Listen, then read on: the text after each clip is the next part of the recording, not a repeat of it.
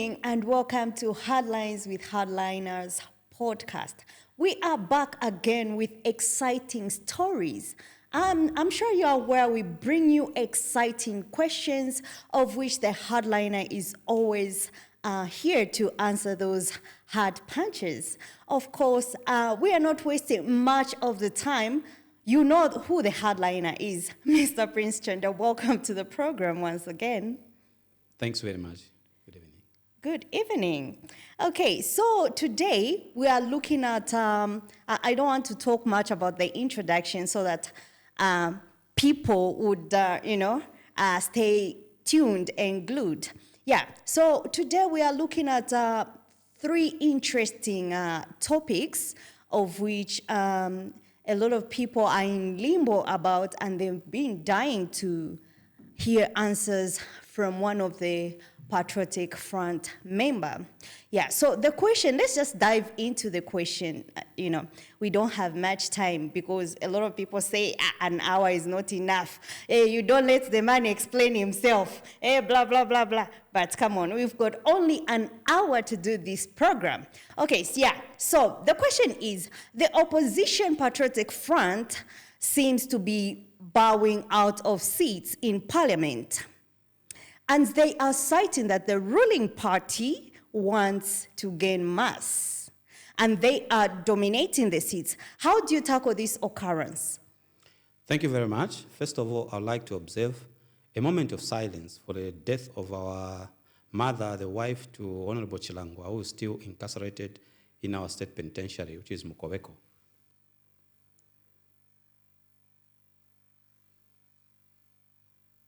Thank you very much. That's a very interesting question to respond to. And I believe that I'll be able to answer according to what is expected of me. It is very true that the Patriotic Front, which is the biggest opposition party in Zambia, is buying out of its seats in parliament. This is because we happen to have a president in this country who has no regards for the rule of law, who is determined to maintain power by all means. It doesn't matter what the law says. He's just determined to win the seats.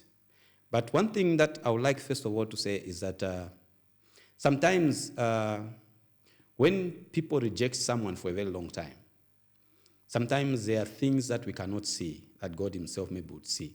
But what I find funny about the current situation that we're dealing with is that a lot of things that are going on in the country, lawlessness, an injury on democracy, freedom of expression, and all being stamped on.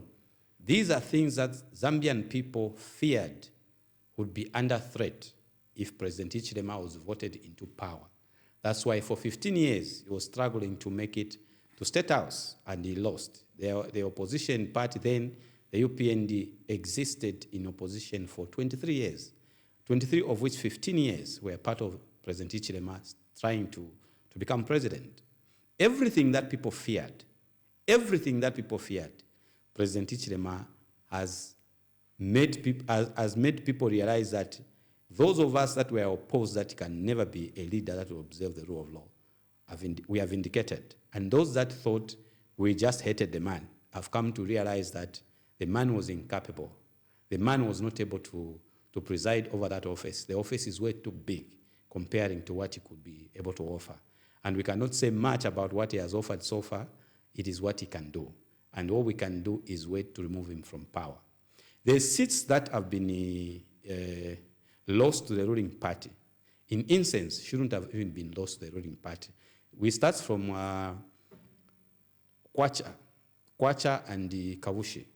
These are the seats that the UPND first grabbed against the laid-down procedure and against the law, against the ruling of the Supreme Court. But because President Hichilema has no regard for the rule of law, he had to ensure that by all means he got those seats. What he has done openly, and everyone is able to tell, is that he has destroyed the separation of power. There no longer exists a separation of power. He has destroyed the rule of law. He can no longer understand even what the rule of law is. Because in this country, the constitution that he swore to observe, defend, and protect has not mandated any person to be above it. All citizens, including him as citizen number one, is below that constitution. So, when you look through, you are able to tell President Ichilema and his government are predictable. These are people that don't really think through their schemes. They just break the law with impunity, that is all. There's nothing smart about them on how they want to hold on to power. There is just abuse of power and the criminality. The case I can look at now, right now as we are talking, first of all, is for Munia Zulu and Maureen Mabonga. Okay. You see, there is a difference. If somebody tells you that you are a fool, it's not the same as asking you, are you a fool? If somebody asks you, are you a fool? You simply just say, no, you are not. It's the same thing when you look at the case of Munia Zulu and Maureen Mabonga.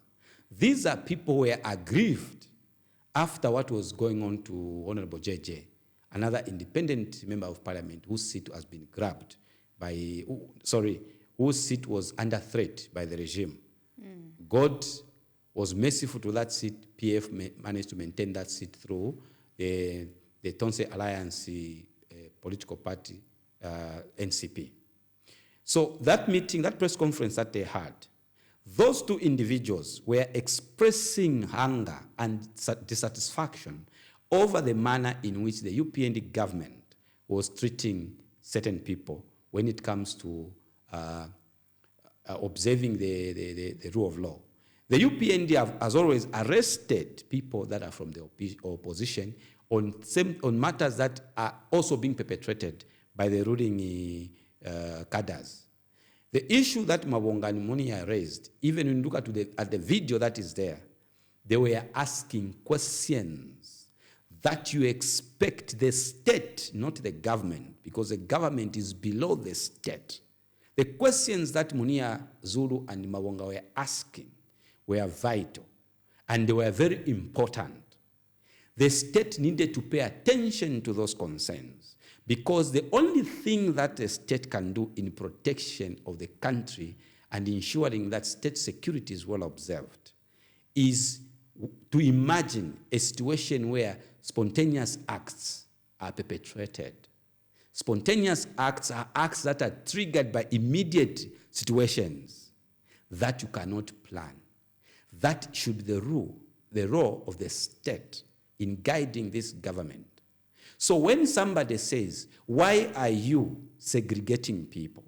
Why are you punishing a certain group of people and you're not punishing the other because they belong to the ruling party? Do you really want us to start moving with guns? Do you really want us to start behaving in the manner that they are behaving? If you look at the country's position, do you think if we are to take such steps, do you think we can be outnumbered? Those were questions, and they were vital questions. But somebody had to go to police and say, these people were indirectly inciting people to rise against tribes. Yet, we have a sitting president who has been threatening violence openly without caution from the state. Because when a president misbehaves or acts outside character or acts in a manner that is wholly unanticipated from his office, you expect the following day or the other him to come to the camera and show remorse and apologize. Then you know that the state prevailed on him.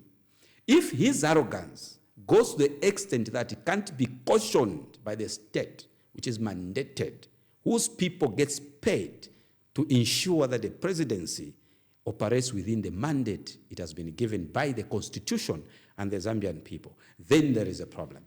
Because at the end of the day, if a president is going to be on TV and say, apa manje tizachinja mingalato, tuzambo chita ukapitira huku, tuafyanta pamukosi, threatening violence that was going to be to embark on strangling people by the neck. He threatened violence. He goes to Southern Province. He goes and says, the reason why you people were not given fertilizer is because of who you are. That is inciting people of Southern Province to rise against the other people. So these people were ruling. They were not doing the right thing here because we are different. He threatened violence. He proceeded to go and get a tribal statement in Southern Province. Beyond that, he cited openly, in camera and videos are there, where he said, instead of saying people don't like me anymore because I lied too much, I promised things that I knew I was incapable of doing, he went to Southern Province and said, People do not like me because of my tribe. That was tribalism in my way of understanding. But all this, you can see that it is a president that was heading. After he said we will be touching the throat, we saw alleged abduction. And the people that were cited, alleged to have abducted JJ, where some of them were alleged to have come from his office. So you are able to tell that his mouth that he used to threaten violence, it's more like you are leading by example. If it truly that abduction was done and the people that were alleged to have done so did so, I would still say they were guided by their president. Now, this is a person that is watching the people that were asking questions why other people are not being punished for the same thing. A cadre from Northwestern threatened to have the president of Zambia, the former president of Zambia, President Edgar Lungu, that he should be circumcised, that they should come and lift him by the neck and take him where they can circumcise him. That was a very dangerous statement. Threat to the president's life, former president's life. That cadre has never been caught by police. Yet our people have been caught, have been arrested, have been tried, and have been jailed with their seats declared vacant. There are too many people who are facing the charge of sedition, who were arrested way before Maureen Mabonga and Munia Zulu. There are a lot of people who are in court today for the charge of sedition and other things that were alleged for those two individuals. But because they are MPs and because seats are needed, the regime has to behave in a manner that they are behaving. I've always said the behavior of individuals in government doesn't matter much, but the behavior of government matters most. The idea is that the UPND wants to have a lot of seats in parliament. When they have a lot of seats in parliament, they are thinking in their figment of imagination that that will help them usurp the powers of the constitution and have it amended wrongly to give them a hold on power. That's not going to happen. That is their thinking and that's their dream. But we have a situation also that when we look at our own opposition political parties, to a greater extent, they are giving away these seats without putting up a proper fight to ensure that in the ballot they win.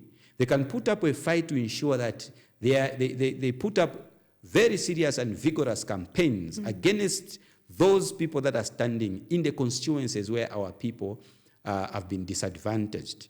I happen to have operated in Kawambwa. I was in Kawambwa when just after the filing of nominations. And I can tell you here that we put up proper strategies. We did not go to the media to waste time. We went down to the people. We got on bikers. We got on bikes and we got down to the people, to the headman and to every common person. We went on the ground for a reason and we beat UPND in that constituency, in that by-election that was in Kawambwa. That very day when the voting was being done, it started raining around 05. It started around 11. Despite the apathy necessitated by the rains on that day, if you look at the votes and what was done, it was clear that UPND is gone. But because they are using the power that they have been given wrongly, when we were in Kawambwa, I can vouch for the local police. When we were in Kawambwa, the police were very professional. They ensured that we were safe. That was before the police that they have structured and put in place arrived, because the UPND have come up with a police force that they sent to these by-elections with a team of cadres. When we were there, every time there was a rumor that UPND were planning to attack our people, we would engage the police, and the police would drive in our territory armed, and they would ask, we are told that these people want to come and disturb you. We just want to check if you are okay. We don't want any violence in this particular area and in this particular by-election. Things changed 3 days when the cadres and the thugs arrived and those police that they have psyched in a certain way arrived. So the only reason why we are having such a situation is that the UPND wants to have more numbers in parliament, which they are going to have. Time is against them, but they are still determined to do that. To a greater extent, we expect our opposition leaders to be more strategical and more tactical on how they are going to face this government. I feel uncomfortable and I feel sorry for our opposition leaders who would think that when they go to court in black suits, they put on a black sellotape on their mouth, and they get placards they are lifting, a pocket of them, they think that President Hichilema can be moved. A man that is determined to disobey the constitution of the land cannot be surely be removed by such kind of acts. A man that is determined to break the law, to go against the judgment of the court, cannot be moved by that behavior of going to stand with throat upon your mouth and you are talking to the media. Those kind of politics cannot work in the circumstance that we are in today. People are supposed to be on the ground. People are supposed to put resources in this fight to win this battle against the man that has decided to misbehave with the powers that has been given. Because he himself, as a president, knows that when he was in opposition, there are certain things he told the Zambian people that he will not do. That the opposition now was being alleged to have been doing. The president of this country today was claiming that the Patriotic Front attempted to assassinate him in one of the by-elections, that he was running battles, was dodging bullets the whole day in the bush. These are the things that President Hichilema used to say. When you go back to... Isn't that true? Well, in politics, I tell people that in politics, you don't believe anything until it has been officially denied. The fact of the matter is, even if there was some level of truth, are you telling me that 50 police officers armed with AK-47 can miss the head of one individual? I don't think so. So those were games and schemes to propel himself to presidency by appealing to people's sympathy. And he succeeded. Okay? He succeeded to get people believe that the opposition now, when they were in power, wanted to kill him. So the people believed and felt, I think, why are they trying to do this to this man? Let us give him the mandate so that we see what is going to happen to him. That same situation that happened at court, where people went there with placards at the courts with the black sellotape on their mouth and the black suits, a group of them. Some of them retired people they should be retiring. It happened at some point at the High Court, where UPND invaded those premises, and they were chanting slogans of their political party, and they were insulting everybody. If you pay attention, there are stones that are being thrown at the Supreme Court building, and the police were running battles, the UPND. That was not the case at this court yesterday, when the people went there to listen to Mawonga's case the other day. People were just holding placards and they were talking. But the police from nowhere went to them as if they were unruly. That was to try and provoke them. How do you go to people who are lifting placards? That is constitutional. Picketing is constitutional. So when you see a president allowing such things to happen, you should know, you should be able to picture where you are going. And if you must stand up and challenge that person and put up a robust fight to ensure that come 2026, you will not escape the defeat in the ballot, you have to do more. That's what I can say.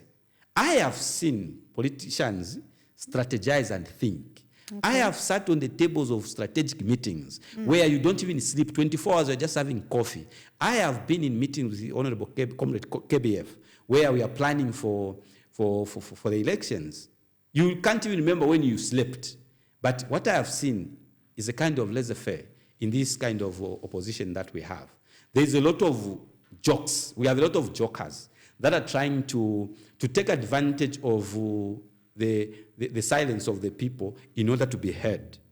But they are not doing what people expect them to do. If you sit with them and you ask them why they are not doing what is expected, you have 1 year to go. Yeah, they will tell you that we do not have resources.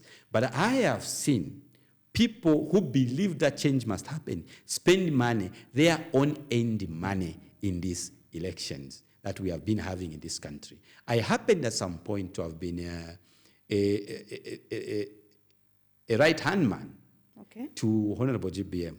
I saw how the man supported the Patriotic Front, where you are going to the bank to withdraw money from the bank, not money dubiously given, no. This is a man that will say, he will write maybe 3 checks. Go to the bank and withdraw this money. We've got political programs to undertake, so go and withdraw this money. I would carry in excess of 1.5 million from the bank on the counter, written GBL meeting, signed. Okay? Today, the politicians we have do not have legit money that they can do as the money did. So they will go around pretending, no, we don't have the money, we are being suppressed. When you are determined to change the course of history, you do not have the resources. At least you must, first of all, put up your ideas, your strategies, and your tactics that you think can work. If not, you can still put up resources by selling some of the properties that you have. Okay. Almost all those politicians, you cannot tell me that all those politicians... They leave their families languishing. Exactly. The fact of the matter is that when you are determined and you are sure of the cause, you do not really care about what happens. That's why I find people who say, okay, me, I want to stand as a member of parliament. I'm going to sell the house and sell the car. Why? They have believed in that which they hold dear to their heart. So these opposition that we have are gathering themselves in order that they can take advantage of one man's influence, who is the former president. Otherwise, the substance from them, when I sit down to watch them, put on black and put sellotape on their mouth, and they begin to scream, what is happening today? What is going on? The police are getting the placards from them nicely, without violence, and they are surrendering them. And then from there, they go to make statements. No, that's not how we beat MMD. That is not how you beat a ruthless government. You have to be determined, and you have to show cause for the Zambian people to say, okay, we are going to flow with this group of people in what they are doing. But for now, I can see a lot of jokers regrouping, and I don't think that we are being serious. I hope that something comes up. We do so much that we ensure that despite this government wanting to have a lot of seats in parliament, we will ensure that we curtail them in a way through our interactions with the people. If the man doesn't want you to have a rally, he doesn't want you to do anything, go under. We use the strategy that we called termite strategy. Ububenshi. Buleingira panshi panganda, bwali enganda panshi. Imumule ikala pamuru. Ngayaisa apona mukumu. Those are the strategies we use. People must be strategical in their thinking and very tactical in their operations. And the time is now. We do not have much time. So yes, we are bowing out of seats, not because we should. It is because the government in place wants to attain power and maintain it by all criminal means, and they have no regard for the law. Wow, thank you very much for that answer. So another question. Zambia currently has 156 constituencies across the 10 provinces. And our population predominantly are youths. Yet we do not behold who would be the next MPs positioning themselves or indulgence of communities. Does this entail that the opposition is in quagmire or is scared of aspiring in the fear of being penalized by the ruling government? We have a lot of jokers in opposition today. I say that boldly without any fear or favor. You see, 156 constituencies across the country, most of them are rural, meaning that it will take time to go there and win the hearts of the people. What I'm seeing today, I have not seen before from a group of people that are determined to change the course of history. I will still go back and tell you, so I've seen people plan. In 2011, prior to 2011, PF sat the strategic individuals and the tacticians that the party has ever had would sit. Why are we losing power? Why are we losing these elections in one particular area? We have not been putting our candidates in certain people. The team agreed, let's float candidates across the country in all the constituencies. These will monitor the elections. That's how Kamsata won the elections, while the places, the constituencies where he used to lose elections, were voting when he was declared winner. Because people were thinking, people put their resources on the table. The 156 constituencies, who are these candidates? Yes. Let's find them. Those who have the money, let them go in. Those who do not have, but they are capable of winning the elections, let us fund them. And the men funded. One thing again that I'll tell you is that when you have a political party that is locally funded, you are likely to be a political party that will observe that our sovereignty is not disturbed. That is what has always happened to Patriotic Front. Patriotic Front largely was funded by local businessmen that would only ensure that Mr. Sata's dreams and activities were achieved. Currently, if you look at the people that are aspiring, when you look at the MPs that we have, when they just hear that there is somebody who has gone in their constituency trying to aspire, the behavior of these MPs is very childish. I can say that anywhere, and you can quote me anywhere. Mr. Sata, what Mr. Sata would do, every time elections are lost or won, he would say, okay, this election has been won. He's the one that is, PF is the one holding that seat. Mr. Sata will tell someone, come here, go in that constituency and start campaigning. You are just coming from an election and you have won, for instance. And then Mr. Sata sends someone else to start campaigning in your constituency. And when you go to him to say, no, there's somebody who has started campaigning in my, you say, that is not your constituency. Anyone has got the power, the right to go and vie to stand, because you have one mandate, 5 years. By this time, we should have identified 156 candidates. If those we are maintaining, we should be giving them people to help them campaign while it's concentrating on the important national issues. Have you done that? That's why I'm saying, when I look at the opposition today, you see, we have all these alliances that are forming. The alliances that are forming are good, but are forming with people that have a predetermined mind to be presidents of that alliance, such that ideas that are necessary, that are meant to ensure that this government goes in 2026 are not being tabled. Because I know that I come from a rural constituency in Northern Province. I can tell you that there is no one that is going in those constituencies vying to stand. But the time is not with us. Until we as opposition begin to look at politics for what it is, and in Africa, because there are many ways of beating UPND in 2026. If you have majority MPs who are from the opposition forming 2/3 in parliament, and President Ichilema does his mingalato at presidential level, he will not exist there because they will impeach him. You understand? So I know that there are a lot of people that are aspiring, but I've not seen the drive I saw prior to 2011, where individual MPs were identified by the party and were empowered to enter communities and begin to campaign. I have not yet seen that. I am a person that believes in traveling by myself on my own account, on my own cost. I'll just jump on a bus, I'm going to Chirirabombwe, I'll go to Chirirabombwe, from there I'll drop in other towns and come back and sit, because I love to be powerful. I love to be well informed. So I can tell you that I have done that and I'm still doing it. I'm getting contact. I was privileged to have worked with Honorable GBM. I went across the country. I traversed the grid and breadth of this country. I have got contacts everywhere because my role was central to his politics. So I did quite a lot. I only hope and pray that there will be individuals more like GBM that will come forth to help this political party to try and resuscitate itself and be able to identify youths and other people and empower them to go out there and do exploits for the communities. That is what is expected. But for now, I can agree with that question that you're asking, that I don't see such activity. This is Munali. How many people that do you see around Munali campaigning? You tell me, no one. This is not campaign time, but there is a way people behave when they are trying to vie for seats. They can attend funerals, they can attend church programs, they can take certain services to the people, they can do certain things for the markets. We are not seeing all this because people are timid.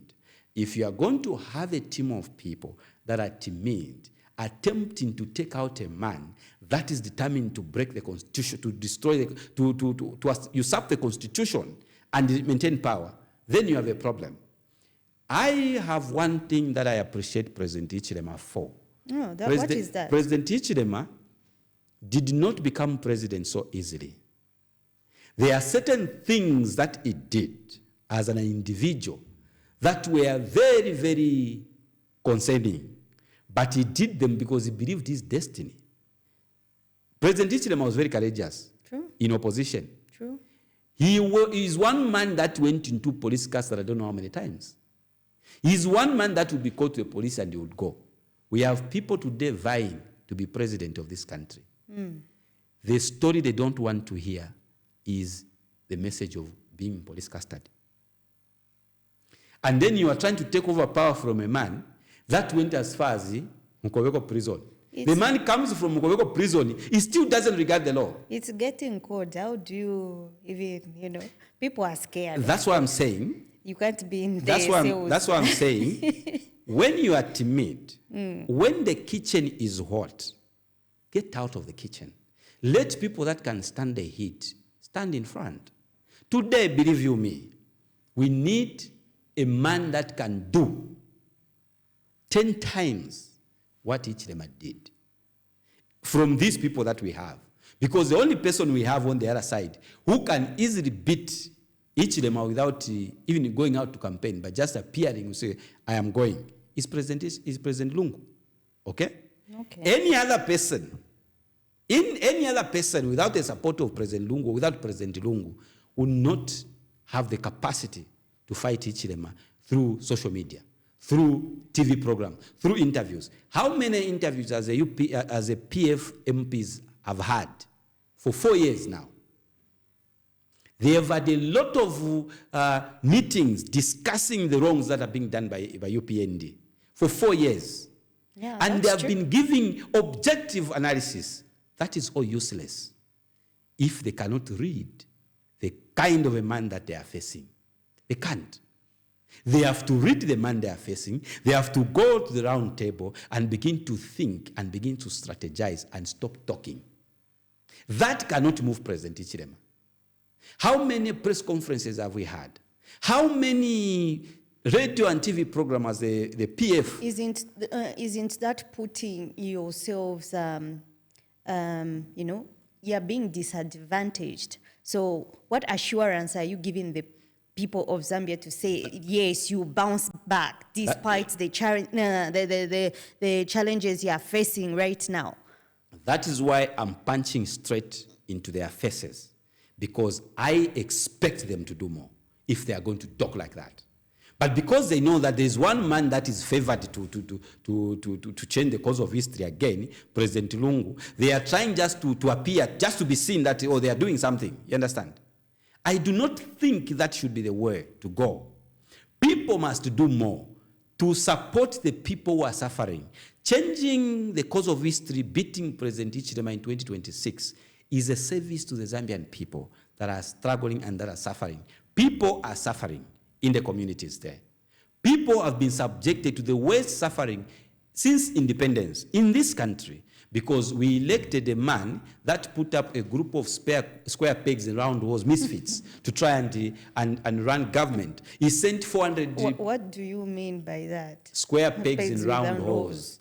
Yes. Simply means misfit. So when you get a square peg, you put in a round hole, it can't fit. So they are misfits. He himself came in as a man who was going to appoint people on a meritorious ground and all those claims that he was talking about. But he came in and appointed people that cannot function. I don't know who in his cabinet is capable of sitting down, looking into his face and say, Mr. President, we are going astray. Mr. President, this is wrong. Mr. President, this is against the law. I don't think there is one. So he comes in, he sends 400 people who were competent and well trained by government. Government spent money to train the people that he has sent home. They are competent civil servants, senior civil servants. He sent them home to create 400 employment for his cadres, which he has done. Where have they taken us? Nowhere. Some of those people that they were accused to have been biased towards PF as civil servants were not even recruited under PF. These are people who have served the country 30 years before PF formed government. But what did the man do? He went and sent them home. And he brought people who are incompetent, who are less experienced, but have got papers that they can't defend through their competence. Are you saying he's a dictator? Any person that goes against the law and wants to do things against what is stipulated in the law is a dictator, because the law itself dictates what's supposed to be done. When the law says every person, every government, and every individual is bound by the laws that we have agreed to govern ourselves by. Anyone that operates outside that is a dictator. Now, being a dictator is one thing, but most dictators are loved. I can tell you that most dictators in the world are loved. I'll give you an example. Do you think Burkina Faso has a democratic president? You see, when you look at how he ascended to power, Ibrahim Traore, the great son of Africa, he came through that rule as a military man through a coup. Yeah. Okay? Mm-hmm. Today, what he's doing is dictating. Are you telling me that the people of Burkina Faso hate him? No, they don't. They love him. Most dictators are loved because they come on the scene to change what has gone wrong, to step in and change things for the good of the people. So most dictators, when they are dictating, you find that majority of citizens will love them. But when you are trying to be a dictator and your population don't desire you to be there, because what you are doing is suffocating their livelihood, your being a dictator is useless as a person. I don't think I would like to be a dictator that is hated by everyone. And I have to survive by suppressing the law, suppressing the rights of citizens. I don't think I would like to be that dictator. I would like to be that dictator where when I step out, people are running after me, are running a mile. I take one step, they are running a mile, and they're chanting, wanting me to stay. If I say, the next election, I intend to not to contest, people must say, we want you to continue. Now tell President Akande to go on TV and say, 2026, I hereby feel like I'm not going to contest. See the jubilation that will happen. They will tell you there is no strong opposition. Let them allow President Lungu to walk, to just say, okay, I'm going to visit constituencies that are in Lusaka. And it is announced President Lungu is going to visit the constituencies in Lusaka. Lusaka will be on standstill. And that is not what they want you to see. What they want is to go and do every underhand method they can do to ensure that they get power by means that are not constitutional, by suppressing the people. That will not happen. UPND is a bunch of people that lack political history of this country. That cannot happen and to not take them anywhere. Okay. Load shedding appears to be exacerbating in some parts of the areas across the country. Is there hope of restoring power outage in Zambia, or we need to brace ourselves for a nosedive? First of all, government itself should be able to be the one to give the hope, whether there is hope to have that achieved or not. The suffering that the Zambian people are going through because of load shedding is very concerning. It's something that, honestly, if government cared for these people that are in this country, or if President Hichilema cared for this country and loved this country, a lot of things would be different. We are with a man that doesn't care about the Zambian people and doesn't care about the country at all. He has no single care for the country of Zambia. What makes you say that? Some of the things that he has done so far suggests that. President HH has traveled more than any president in this country who has been there before him. In most trips that he made, he came with nothing. 4 years down the line. Today, he's telling you and me that he needs 12 billion to put up solar plants in order to reduce load shedding. The way he quotes figures, you would wonder the kind of an economist that he is. If you ask yourself, what is the GDP of Zambia? What is the budget of Zambia? For the president to go on TV and say, we need 12 billion to put up solar plants, that tells you that what their proposals are impossible. First of all, they tell you that they want to bring a water from Ruapula to Kariba or to Zambezi so that they can reduce load shedding. Why not put up solar plants in Ruapula? PF tried to do that, and they did a lot of that. It's because they want to fool those that are massaged easily by rhetorics. And they have managed to get away with rhetorics. Funny enough, President Hichilema said a lot of rhetorics when he was in opposition. He managed to get power. He has power for 4 years. He has people that are able to praise his rhetorics. I have a problem when you have a leader who enjoys praises, because praises are easy. You don't need to think. You understand? When you're praising someone, you don't need to think. This is why he chose a group of people to work with him, those that do not want to use their brains to help him run the country better. He gathered people who want to praise him, who can go to the social media and say, we have done 90% of the promises. What makes you think they praise him and they do not advise him? It's very clear. When you see someone from State House, State House has been reduced. Governance in Zambia has been made very cheap and very, very useless. I can say that. How so? Because when you see someone coming from State House to face the camera to talk to the Zambian people, you expect, number one, hope. You expect them to address the issues that the citizens of Zambia are raising concerning the cost of living, concerning the load shedding, concerning so many things, even the rule of law, democracy and all. That's what you expect from a government person. But today when you see a person from State House come to camera, is to issue threats that cannot be sustained, that cannot even make sense. Why? Because that is what they think their leader feels comfortable with. If they say President HH has achieved 90% of what he promised, it makes Mr. Hichilema's ego relax and feels comfortable in it. But at the end of the day, what is the truth?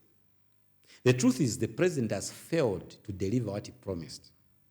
I am yet to find one promise that he has fulfilled. I am yet to find one. And I want one person to tell me that this is the promise that he made. Deployment of civil servants, nurses. That is a government program. The government that was there before, the Patriotic Front government, built schools and hospitals. Are you telling me you are this gullible to believe that when the Patriotic Front were doing that, they didn't have intention of recruiting people? They had. That's why they went into building schools so that they can reduce teacher-pupil ratio. They did that for that very reason. So the UPND came into power and found the schools built. So they needed to fill those. You can't give them credit for that. You need to give them credit for the jobs they would have created after coming up with industries, and they recruit people. And we say this industry started in the first year of President Hichilema's tenure. After 3 years, it was able to recruit so much number of people from the street. Now, when you say they recruited nurses and you want to give them credit for that, no, we are not that stupid. At least we are functional heads. What we wanted to see, or what we would have loved to see, that the government is being run by an economist, is to go and borrow money that they borrowed and come up with industries and create employment. Come up with industries to do solar panels, solar plants, generation of electricity, and create employment. So that, okay, you know what? We created the employment by this energy sector we embarked on. Maybe we did the solar plants. We created so much employment. We went to hydropower. We took these machines to Luapula, to these forces, and we did this. But the waterfalls that we have in the country, anything you are going to find there that is generating electricity, Patriotic Front did it. So there is nothing that they are going to point. There is nothing that they can face the camera and say, we have achieved ABCD on the promises that we made. But these are people who want us to gather and begin to put ink together and print and say, this is what we have achieved. No, leadership and presidency goes beyond that. When you hear that a president is coming on TV, you must be hopeful. When you sit, you must be able to listen to what has affected you as an individual being addressed by a president. Because you expect a president to be well informed when he's facing the people. But you have a president that comes and faces the people and have a press conference for 5 hours.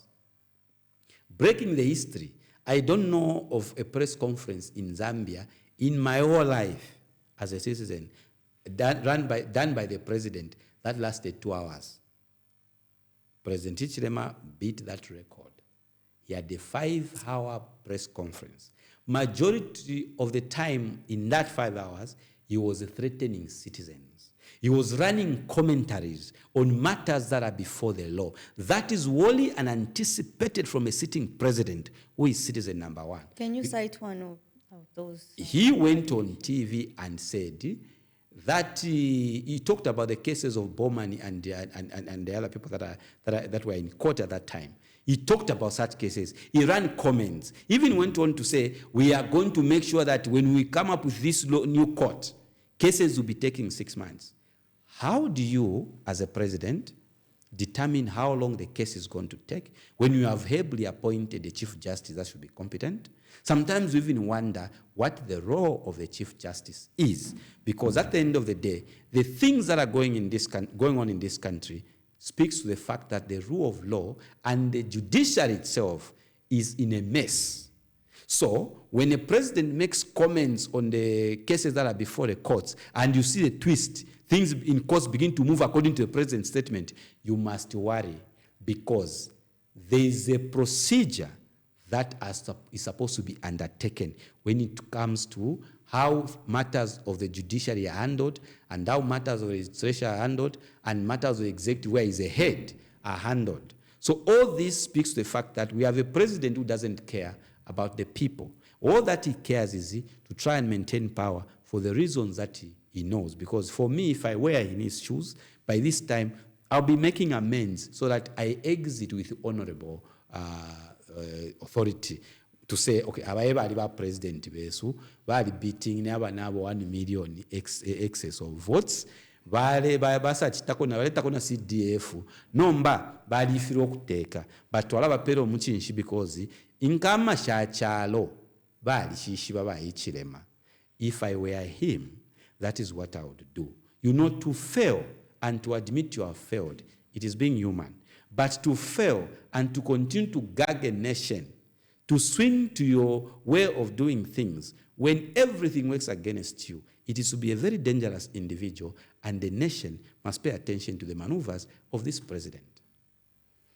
What makes you think the president won't win the incoming elections? Well, because you're speaking with courage, as if you know, of course, he's going to lose the 2026 elections. That's why I'm sure he's got faith that he's going to win, come what may. So what makes you think he's going to lose? You see, I have been in politics from 2005 when I joined Patriotic Front. I have never walked away from Patriotic Front for whatever reasons. I've stayed in PF. I love the ideologies of PF. I have seen how elections are won. We were a part of a team that made Mr. Sata to win. Our role was very central, but in the background. I know what it takes to strategize for an election, to campaign, and to win. In 2015, when President Sata died, in 2014 he died, 2015 went for an election, I was part of the team that also ensured that that election was won, okay? And then in 2021, sadly, I wasn't a part to a team that sent us into opposition. So when I say President Hichilema cannot win the next elections, I'm speaking from a strong standpoint, knowing that I have experience in how politics is done, how elections are won, and how elections are lost. Let me tell you something. When you are in government as a ruling party, there are things that should be indicators to you to see whether you are scoring or not. Okay? There are eyes and ears that must see and ears that must hear what is on the ground to feed the president. Okay? And then every time a president comes to talk, when he talks, you should be able to say, okay, he's been well informed here. Okay? But when President Hichilema faces the camera, he talks ignorantly, like he has no idea of what is going on. Previously, his fellow presidents who were in that office, you could tell that when they go quiet for 3-4 days, when they come out to speak, they will address the people according to what they are seeing and they're hearing on the ground. I'll give you one example. Levy Patrick Mwanawasa stopped cadarism, not by sending police officers to curtail cadres in the opposition. No. He stopped cadarism by stopping hooliganism and thuggery in his own political party in the MMD. He banned going to the airport to receive him by cadres. And he told them, this behavior, if you are caught, you are not with me, you are on your own. That is a president that is well informed. That is a president that loves his country. President Lungu many times came on TV and said, cadres are misbehaving. I'm asking the Home Affairs Minister to deal with the cadres, to ensure that cadreism is not there. President Lungu, in many instances, he came out and said, let's stop fighting one another. In my whole life, watching UPND and watching President Hichilema as the helm of UPND, I have never heard him speak against violence in his cadre, among his cadres. I have not heard that. If he has ever said that, please, you have my number. You can look for that statement where he denounced that and send it to me. The only time that we talk about cadres is when he was denouncing the cadreism in PF when he was in opposition. But he never talked about cadreism that was perpetrated by his own people. PF has lost people in this country when it was in power at the hands of the UPND cadres. Even now, PF has lost people. Kungo was murdered on the election day. The chief executive of the party in Northwestern Province was murdered. During their term as them being in power, a PF council chairperson of Mwense was murdered and his seats cut. A number of people that died. Mutale was murdered in Kanyama and he was buried the time that we were in opposition. I can't be very precise. It was our PF cadre. A number of people died. When President Hichilema and his cadres are talking about the people that died due to political violence, he doesn't talk about those people. He has 4 names that he cites. But we have lost people in this country beyond the 5 that he talks about in similar circumstances. So you're telling me there is still cadreism in this country? There is still, and today it's worse. Compared to Patriotic Front. I don't like to call it cadreism though. Hooliganism and thuggery. Do you recall at any point when a cadre threatened to murder a former president and have him circumcised? I do. You remember? No, previously. Do you know any former president, apart from President Lungu, that was threatened with murder or circumcision? No. Yes, so that tells you the level of cadreism. Tell me in the history of this country that there has been any alleged abduction of a member of parliament before the UPN formed government. One MP that you can say was abducted and disappeared from the scene, and it is alleged that is a political abduction. Have you ever seen anything like that? I don't think so. Now, the cadreism that is happening is that it is in both ways, or the hooliganism. It is being perpetrated by people being backed by police. I was in Kawambwa, I saw what happened. Me and my comrade Celestine Mukandira, we were rounded up in Kawambwa by 6 Toyota Hiluxes, loaded by fully armed to the teeth cadres from the ruling party in UPND Rigaria. They surrounded our car. We sat in that car. We were waiting for them to take their step that they were going to take. In the end, they realized that we were unmoved. We are looking at them.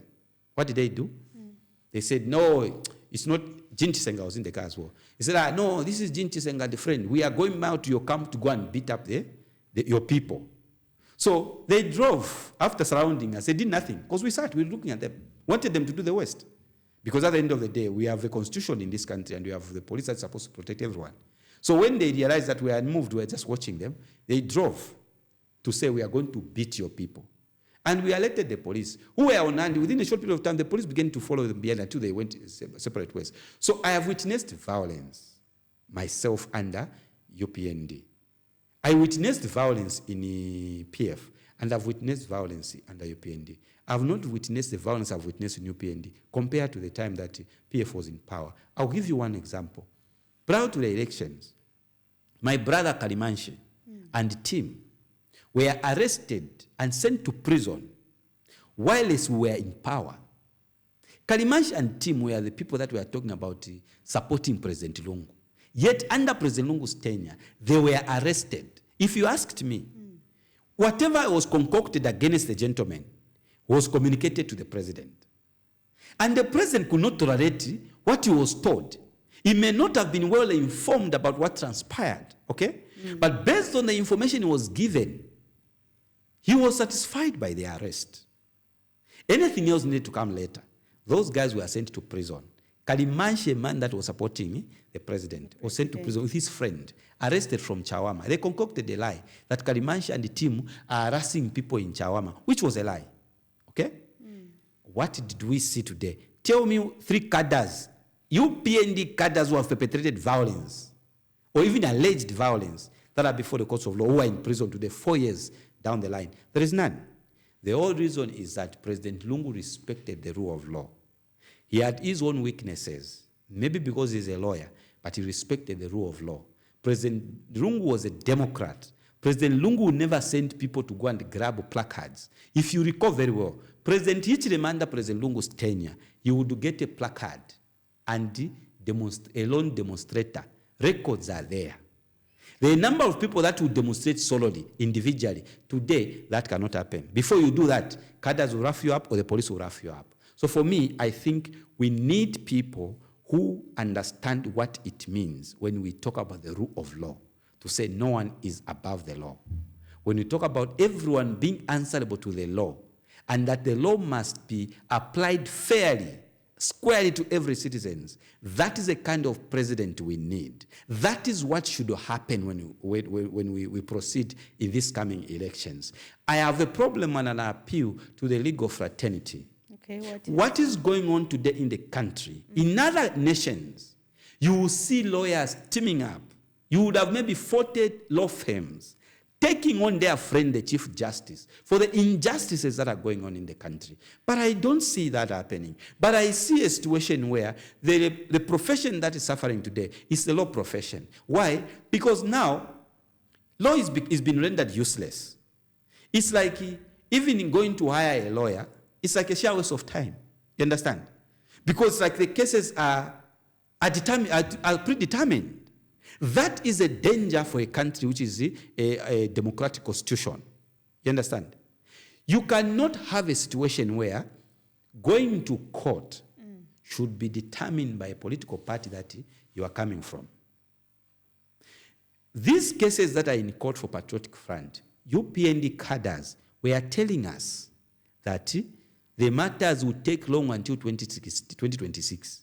How did the cadres know that any matter to do with PF that is in court would take a long time until 2026? We had a situation where our sister was we were waiting for the judgment. Before the judgment, my comrade from the UPND posted something to say PF has lost a seat. Okay? How did that individual, a UPND cadre, have access to the judiciary and the records before the courts that the woman was going to be convicted? These are issues that are making this country be seen to be a joke. The matters that are going on in this country are of concern. They speak to the larger part of the country. We are losing our credibility, our dignity, and that must not be tolerated by the state. This government is exercising the powers leased to them by the state. The state must ensure that the country is respected globally by the decision made locally by those that are entrusted with political power. But when you have a situation where the political power is in the hands of people who don't give a hell about this country, we have a bad situation ahead of us.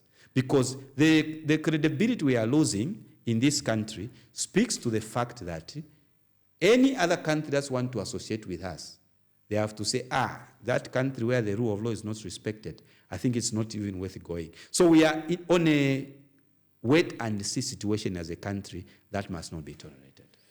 Thank you very much. I think we are coming to the end of this podcast today. So before we wrap up, what can you tell the Zambian people? Well, it is clear and it is true that the UPND wants to get a lot of seats so that the constitutional amendment can go through when they manage to get a 2/3 majority in parliament. The opposition must do everything necessary to ensure that when they declare a vacancy on any seat, they go flat out. If the resources are needed, they should sell the properties they have to put resources together and be able to win. On the other side, I also urge the opposition to make sure that they identify individuals that are going to vie for the seats across the 156 constituencies in the country to be able to begin to go and begin to do what is necessary, because we can still have another way of beating UPND if majority or the 2/3 of the people that are going to be in parliament are coming from the opposition. That is what I can say. Thank you. Thank you very much. From me, Sheba Msunga, and Mr. Prince Chanda, the hardliner, we are saying have a blessed evening. Catch us live at 20 hours on various media platforms. And if you've got questions or contributions, please feel free to leave them in your comment section. Thank you very much for tuning in. Have a good night.